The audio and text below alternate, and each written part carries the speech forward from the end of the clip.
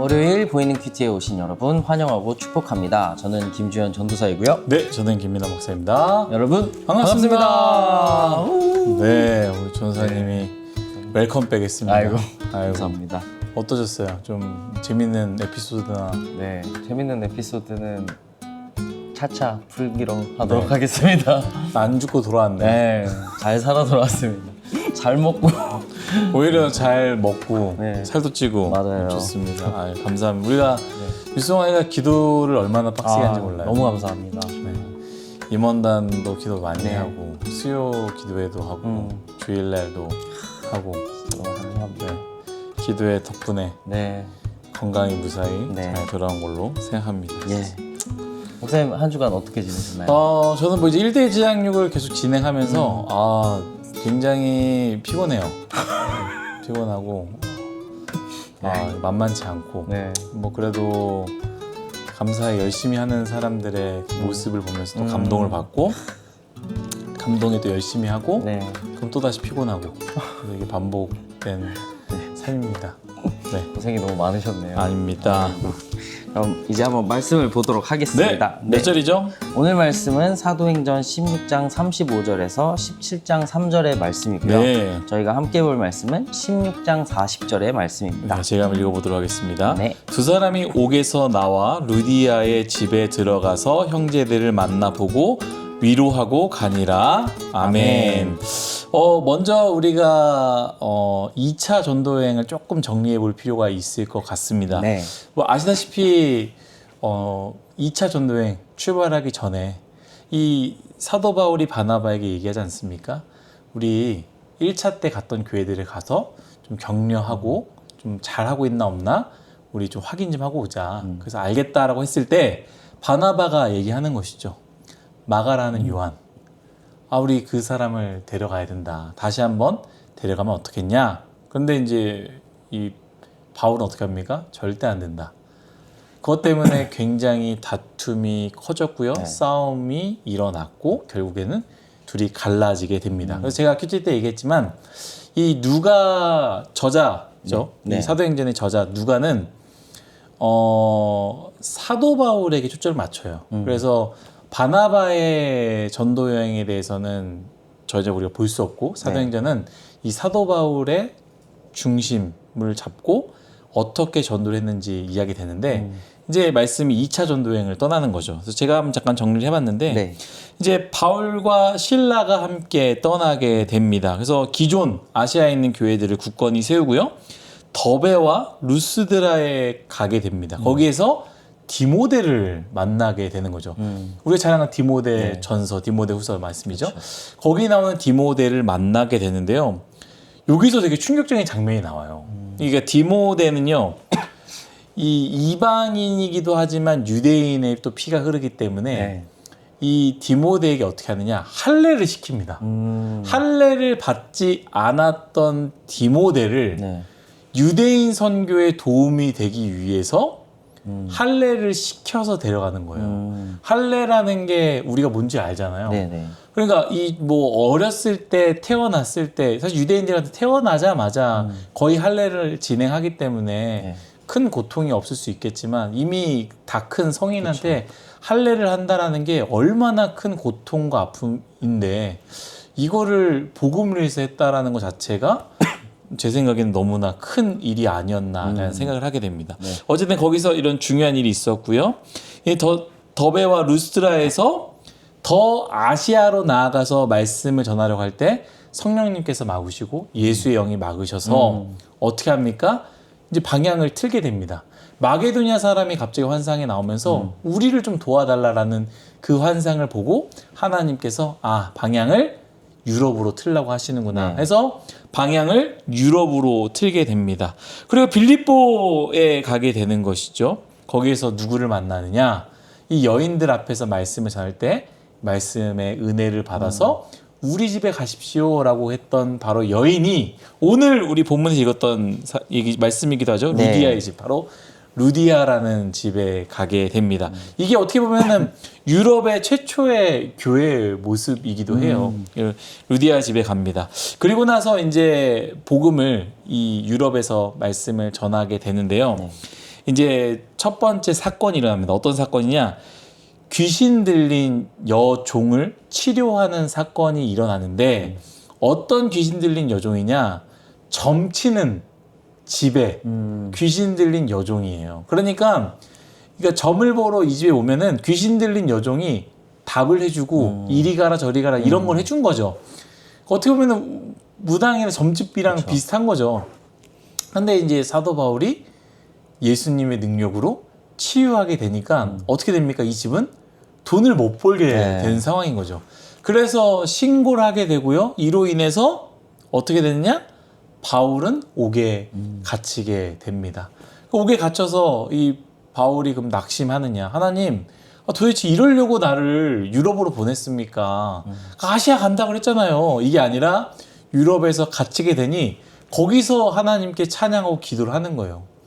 분명히 이 손발에 이 차고를 차고 움직일 수 없는 그 벽에서 하나님께 기뻐 찬양할 때 이 땅이 진동을 하고 지진이 일어나는 것처럼 하면서 옥문이 열리고 차고가 풀리는 사건이 일어나게 되는 것이죠. 그때 이제 그 감옥을 지키는 사람들이 감옥 문이 열리고 네. 이 사람들이 도망가는 것처럼 보여지니까 아 이제 나는 죽었다 하고 자기가 책임지지 못한 그 일에 대해서 도망가기 위해서 자살을 하려다가 바울이 어떻게 해요? 우리는 도망가지 않았다. 네. 우리 여기 있다. 하면서 이 사람에게 오히려 복음을 전하는 놀라운 일들이 일어나게 되는 것이죠. 그리고 나서 이제 다음날 됐을 때에 어떤 일이 일어나느냐. 이제 이 바울을 가뒀던 사람들이 와서 이제 돌아가라라고 했을 때 바울이 이제 오늘 말씀이에요. 아니, 로마 사람인 우리를 죄도 정하지도 않고 공중 앞에서 공중 사람들 앞이죠. 네. 사람들 앞에서 때리고 옥에 가두었다. 이제는 조용히 우리를 내보내려고 하느냐?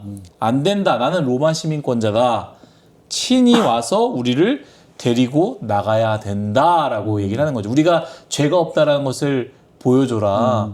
나는 로마 시민권자다. 로마 시민권자가 가진 힘이 네. 그 권한이 어마어마했거든요. 그러니까 이제 그렇게 요구를 하는 것이죠. 왜 그렇게 요구를 했느냐? 어떻게 보면 빌립보 교회를 지키기 위해서 앞으로 빌립보 교회가 계속적으로 사역을 하는데 이 바울이 이런 일을 하고 나서 이렇게 얘기를 하니 더 이상 우리 빌립보 교회를 건들지 말라라는 의미로서 이렇게 사람들이 얘기하는 거죠. 내가 억울했기 때문에 나를 억울함을 풀어줘라. 내 권한, 나 로마 시민권이다. 그러니까 이 권한을 사용해서 내가 의롭다라는 것을 혹은 내가 어떤 사람을 보여주겠다라는 게 아니라 그것마저도 복음을 위해 사용했던 사람이 바로 바울이다라는 것이죠. 오늘은 이런 상황 가운데 말씀이 진행된다라는 것을 기억하고 우리 전사님이 또 나누시면 좋을 것 같습니다. 네. 오늘 큐티는 목사님께서 말씀해 주신 대로 바울과 실라가 옥에서 나온 이후의 이야기를 다루고 있습니다. 저는 바울과 실라가 놓인 이후에 보이는 동선들이 좀 눈에 들어왔는데요.